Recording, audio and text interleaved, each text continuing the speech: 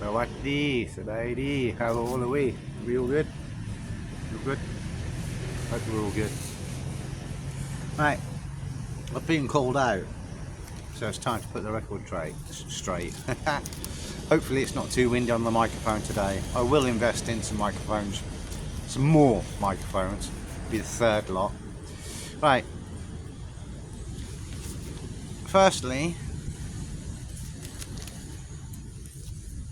the length of time I stayed in prison for. Right, 50 hours or thereabouts, 48, 50, no, about 50. Just over 2 days. You can see the dates on there. Yeah.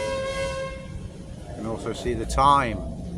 2 minutes past 1. 1 minute past 2 in the morning. Yeah. The amount that I blew on the breathalyzer down here, 63. Calcium Sam. Yeah. On the day, the 28th. That was obviously the date that I was arrested. Yeah. So, sorry about the. I'm right near some trains tracks here. So, yeah. Luckily, the trains don't go past very often. I'll probably be the only one whilst I'm doing this little chitty chat. So yeah. So that was my arresting form. That's what they gave me when they arrested me. Yeah, shows the 63%. The limit is 50%, so half it. Yeah, and I blew Gausip Sam 63. And this is the proof. So there we go. So on the 29th, well, maybe it wasn't as long as I thought then. It just felt like a long time behind bars. There's the date down the bottom, and here you can see the amount, 3,500, and then the total down the bottom, 3,500, which isn't strictly true because it cost me another 500 to get my motorbike back. So technically it's 4,000 in total, and then another couple hundred baht for the taxi from the police station to the impound to get the motorbike. So, you know, 4,200 say, all in all, if you include the taxi. So people are calling me out, saying, oh, bullshit, no way. It's 20,000 baht, 30,000 baht to get out of jail for drink driving. Yeah, I'm sure it probably can be that much. That's if you want to pay that, for starters.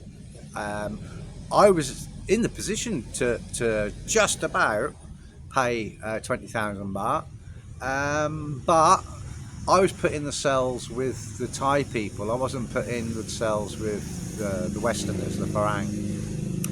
So I was in the fortunate position that I was able to, and the guys, or at least two of the guys in my cell, who were also in for drink driving, and I think at least one of the two, if not both, I think had already had previous experience. They were well seasoned. Like I say, definitely one, maybe both, knew what the score was. So they knew exactly how much, or their, ballpark, how much I would be paying for a fine, as opposed to how much they would be paying for a fine, because they blew. Basically, it's a tariff.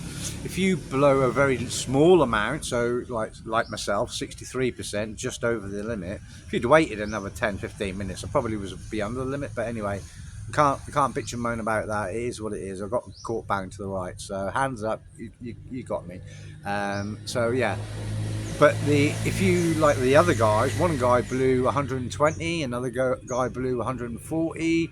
I think one of the girls blew something like 200 and something. I mean, how she was even conscious, I don't know. And their the amounts that they paid, one guy paid like 12,000. One guy paid 8,000, and so on and so forth. It's dependent on how much you blow over the limit. And I'm sure there's probably a cut-off point. You like you get banned or lose your license or something, or maybe not. I don't know. Obviously, with the Westerner, that's kind of neither here or there to that extent. But for Westerners coming here, because a lot of you will be tempted to, maybe obviously not go out. I mean, do not endorse drink driving whatsoever. I'd had 2 small bottles. Without ice, that was a bit of a mistake, but they were the small bottles, so I was just walking around the venue with my small bottle. I wasn't sitting at a table like with a glass and ice. So that was silly of me. I should have found a table and sat down and had ice like I normally do. But secondly, and this is what really caught me out, I don't normally drink during the day, but I had a beer, and a large beer, with my lunch. And even though this was like 2 o'clock in the morning, that on top of the 2 small bottles I had literally minutes before I got breathalyzed. And that's the other point. In the UK, America and Australia, I'm pretty sure I've seen enough police stop action kind of programs before. I know they definitely do it in America and in England. Obviously England, that's where I'm from. Australia, I'm not 100% sure, but I'm pretty sure it'd probably be the same. The police, when they ask you, before they breathalyse you, ordinarily will ask when it was you last had a drink. And I'm assuming the reason they ask that is because if you've had a drink within, like literally within minutes of them stopping you, they're probably not allowed to breathalyse you straight away. They probably have to wait 10, 15, 20 minutes, I don't know, for the length of time. I'm assuming it's got, there's a time. Here in Thailand, they don't ask you that.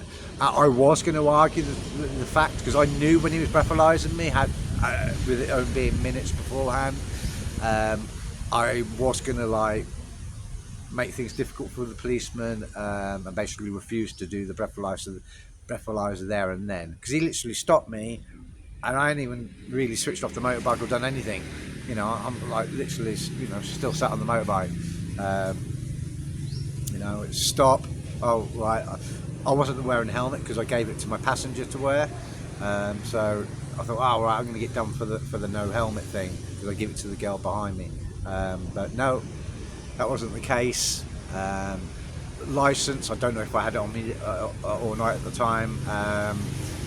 But I obviously could have retrieved that from the hotel. I didn't even click it'd be a breathalyzer test. Why I didn't think it wouldn't be, obviously it was 2 o'clock in the morning. It's about obviously the best time, isn't it? And at the weekend as well. So stupid me for drink driving. I mean the message is don't drink and drive, plain and simple. But the bigger message for the foreigners, because we all are guilty of it, I'm sure, even policemen. Probably more so here in Thailand, of not going out and getting pissed, because here in Thailand it's very sensible drinking. It's with ice, it's slow, there's no keeping up, there's no testosterone, so oh, come on, you're lagging, come on, you catch up kind of thing. There's none of that. There's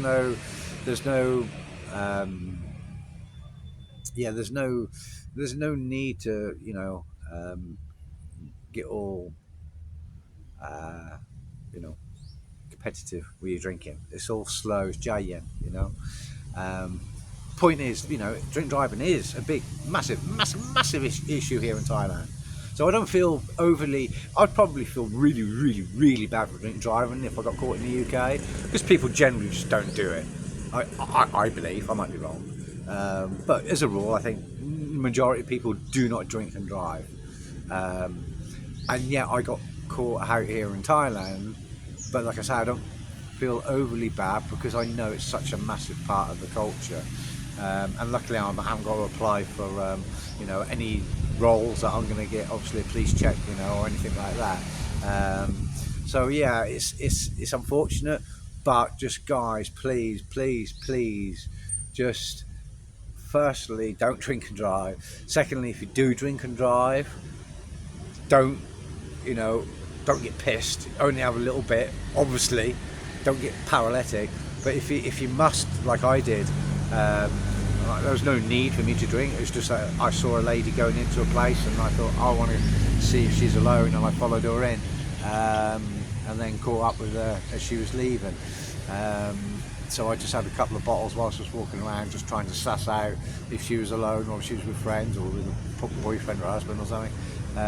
Yeah, she entered alone and she was then leaving alone.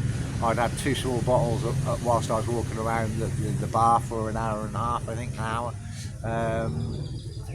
Yeah, and I was just really killing time. You know, I was supping on them really, really slow, just making them last.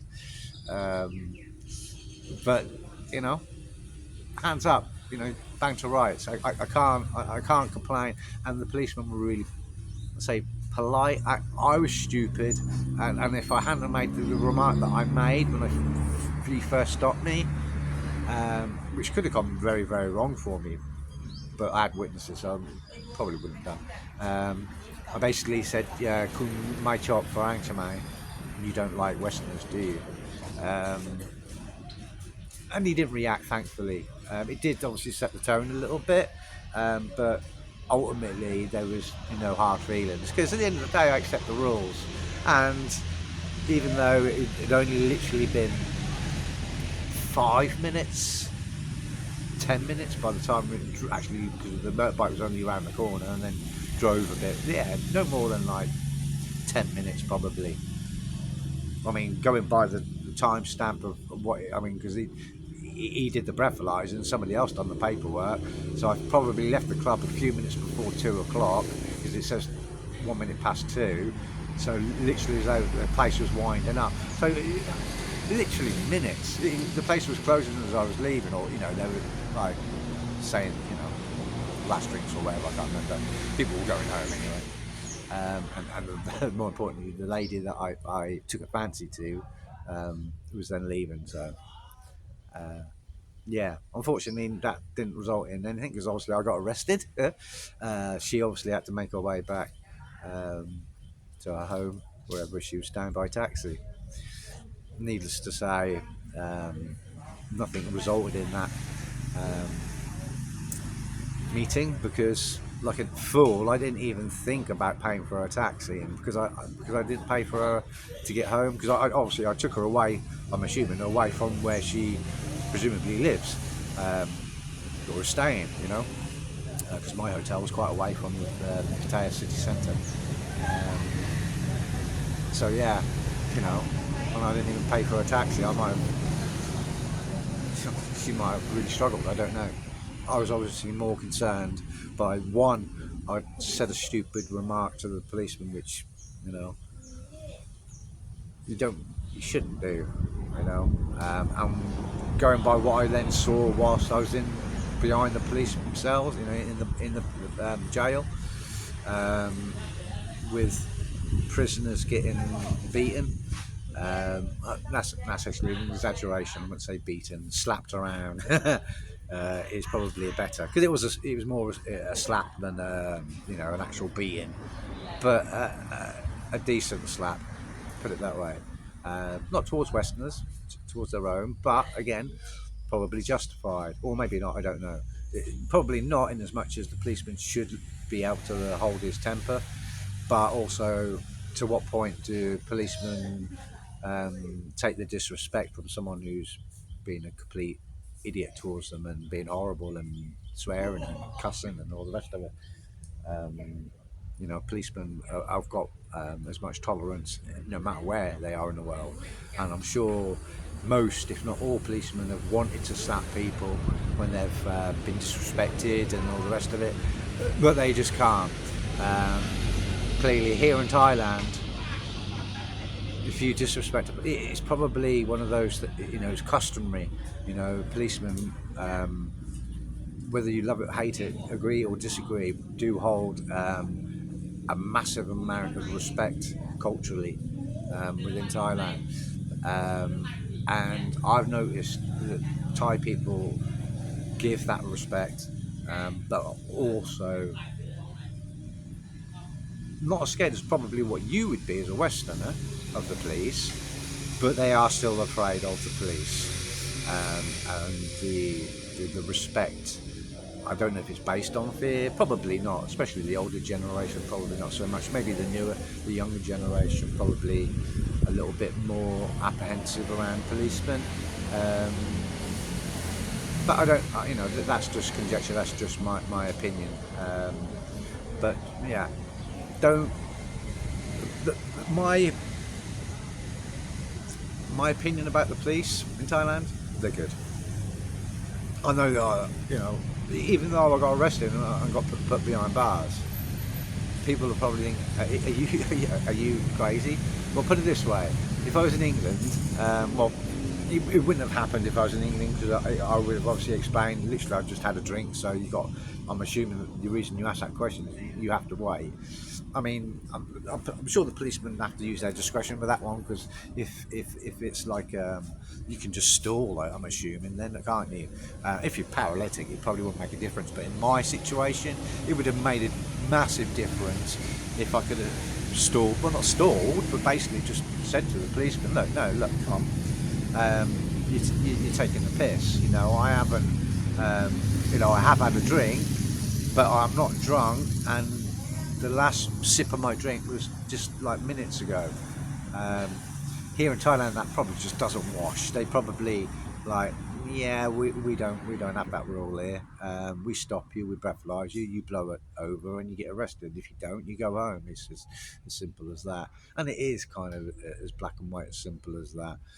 Um,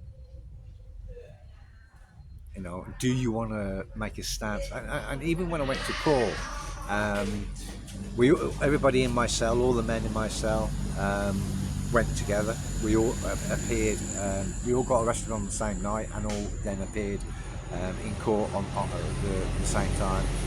Um, and that was a conference, a video webcam with the judge. The ladies' cell was there as well. Most of them, not all. Some of them were in for other things other than drink driving, but most of them were in for drink driving. More women than men, bizarrely. Although actually, I can't guarantee because there were so many more women than men that they had to do it was like two sessions. I'm sure in like the first session in the morning, half the ladies went then, and then about number 4 or 5 was taken when they took myself and the male prisoners from my cell. No foreigners other than myself. There was other foreigners in, and they were in their own cell, but they were handcuffed to the bars. Luckily, I wasn't handcuffed to the bars. I only assumed that is an extra punishment. The guys were pretty much unaware that they were cuffed to the bars. They were obviously very, very, very drunk and obviously causing problems, which is why they got the relatively rough treatment. But one of the strange things, and this is, I mean, also I've just shown you proof of the receipts and everything, so there shouldn't be any question now. But if there's anybody who's been into Pattaya jails, you will have the same information as I do. That the toilet block, and it is a block. It's not an enclosed toilet. It's basically a toilet with a 3.5, 4 foot wall around it in the middle of the cell. Somebody, a Westerner, has scratched, and it's obviously probably been in there a long time, I'm assuming, and it's probably not legible to most people because it's not, obviously it's been scratched into the paint on this wall of the toilet. It says human rights violations, and if it wasn't for the human rights bit, the violations bit was a little bit too it wasn't really legible. You couldn't really, if he was to, like, what's that say without the other bit, you probably wouldn't have been able to work it out. The only reason you'd been able to work it out was the human rights bit was clear enough, and then the violations part, it was kind of sloped off a little bit and maybe run out of energy. I don't know, but anyway, someone scratched into the wall, and the police either do know or they don't know. I mean, they obviously know because they can see it. They've got eyes. There's CCTV in there as well, but whether or not it's actually watched or even recording. Probably not. I mean, if it does work and it's recording, something happens, I'm sure it gets switched off. Like the guy who got a slap, although he was in his own little separate cell. Um, and he was a Thai man, and he was cuffed to the bars as well. But like I say, he was being a tit basically. He was being a real idiot, and he was bad mouthing the policeman. So he got the rough treatment because obviously he was giving it all that. He was giving it the yappa yappa. So yeah, he got us a really good open hand palm right around the mush. Yeah. It definitely did the trick. He only got the one, but he got it full on. Yeah, I'm sure it left a nice handprint. Yeah, 100%, definitely. But I don't know.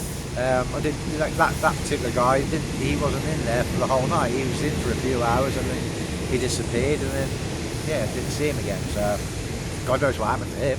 I mean, life's cheap in Thailand. You just don't know. He could have been disappeared. Who knows? Who knows? Who knows? Westerners. There was it sounded Arabic-ish. To me. Or Turkish or something around that sort of area. An elderly. Well, I say elderly. 60s, I'd say. He was pacing up. He was in the Farang cell, the Westerner cell, on his own at the time, and he was pacing. And he because I don't think he was in there for being drunk. I think he might have been in there for probably having problems with the bill. I'm assuming. I don't know, or one of the lady troubles. I don't know. I'm assuming it actually probably wasn't overly money related, because basically after he was basically the whole time, I need water, and he was just being ignored. My cell had water and food. His didn't, or I'll say mine did in the morning. He was saying this at like 3, 4, 5 in the morning, right? So we were all like trying to close our eyes and at least rest a little bit, because we know it's going to be at least another day before we even go to court.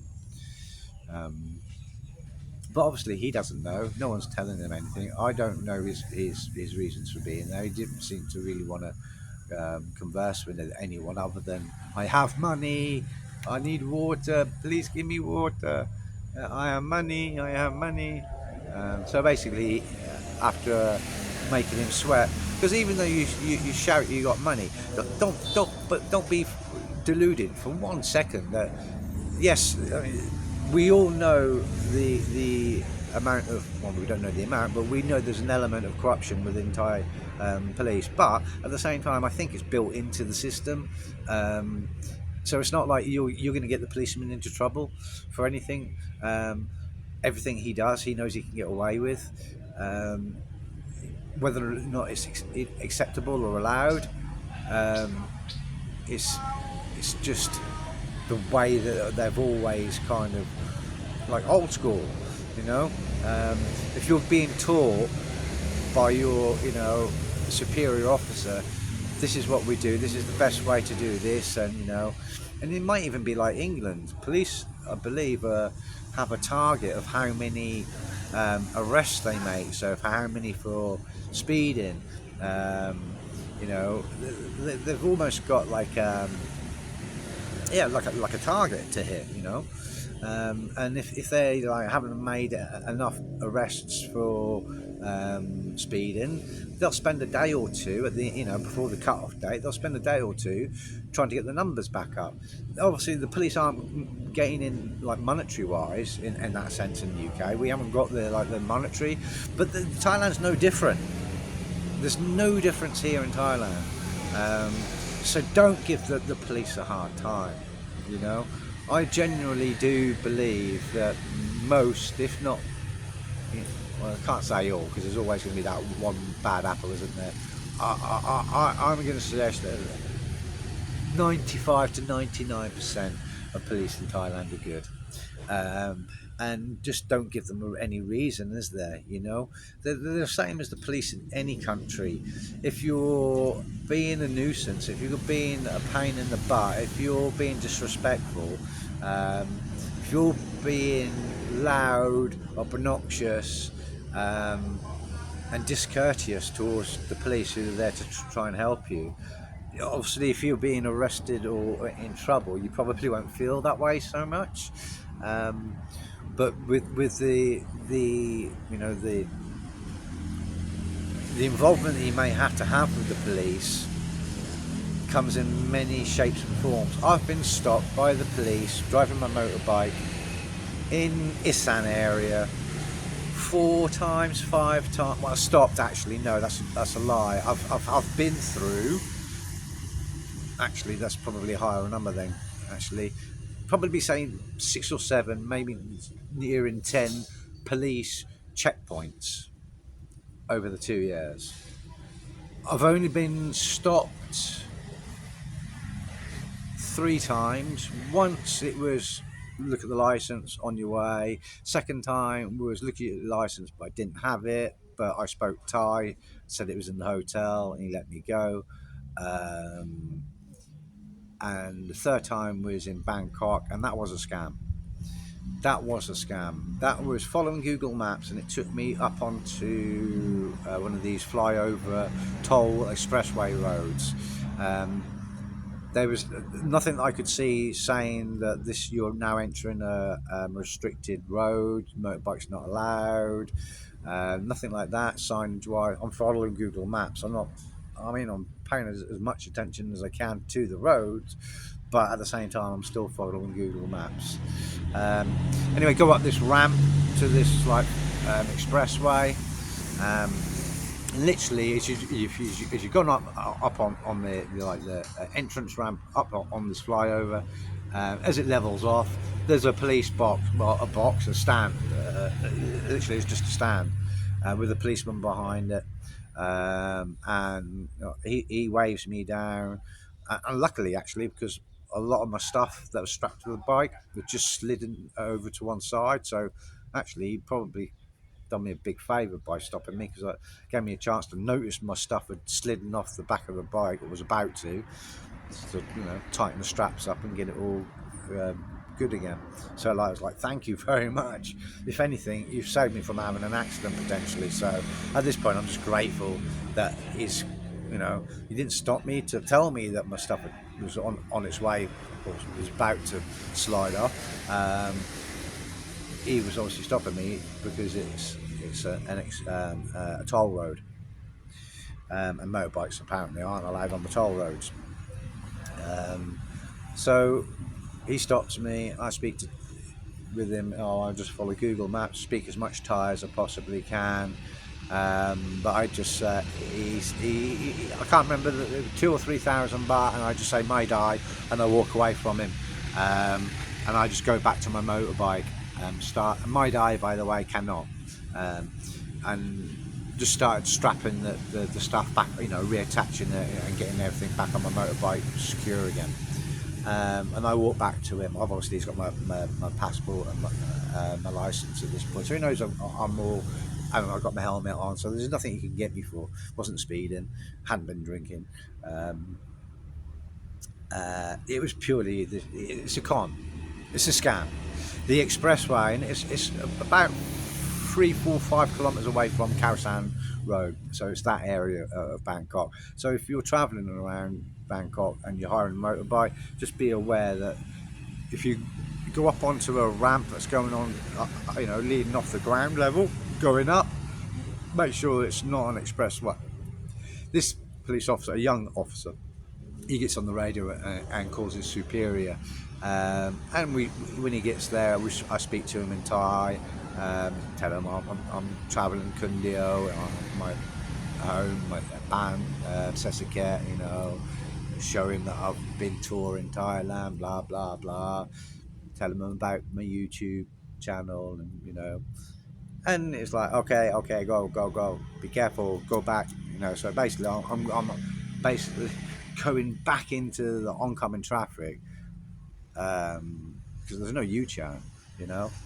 Um, so yeah, even if you had realised as you was about to go up, you're fucked anyway because there's no U-turn before the box, before the stand where the policeman stood. So yeah, it's definitely it's a scam.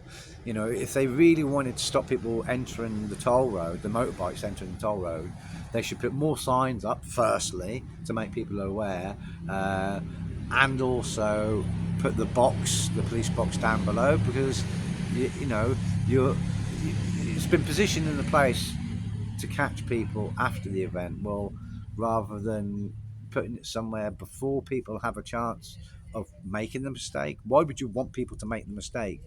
The police put prevention precautions in place before the thing happens that you don't want people to be doing. You don't build structure or preventative measures after the point of the mistakes already happened. Yeah, that's why it's a scam. That's why Thailand, um, and that would be acceptable. That's been known about. Obviously, their own know that they shouldn't be going up there. I mean, there was a Japanese, two people on Japanese. One of them was on the back of the other's bike. So one motorbike, two Japanese, did exactly the same, and he was saying exactly the same as me. Oh, I follow Google, follow Google. I didn't hang around to see if they got a fine or not. I just went on my way. He said that I could go, so I went, and obviously thanked him and wide him and all that. So yeah, that is about as scammy as it gets. I think. I know there's stories of some police checks in Pattaya, I believe, where they stop you, and if they can catch you again for the same thing, I don't know. Um, well, obviously, if you're breaking the law multiple times, it doesn't really matter, does it? Um, Always wear a crash helmet. Don't drink and drive, and be aware. Only really in Bangkok, these toll roads. And my biggest advice, actually, to anybody wanting to spend time and have a nicer experience, learn some basic Thai. I'm not fluent, don't get me wrong. I know enough to kind of understand if people don't speak too quickly and are clear. There's not too much other noise. I can normally kind of figure out what people are saying to me. Whether or not I'm confident enough to give a comprehensive answer, maybe not, and that's maybe more so with just insecurity, and shyness of speaking a foreign language. But like speaking any language, when you're away from home, it's always appreciated when you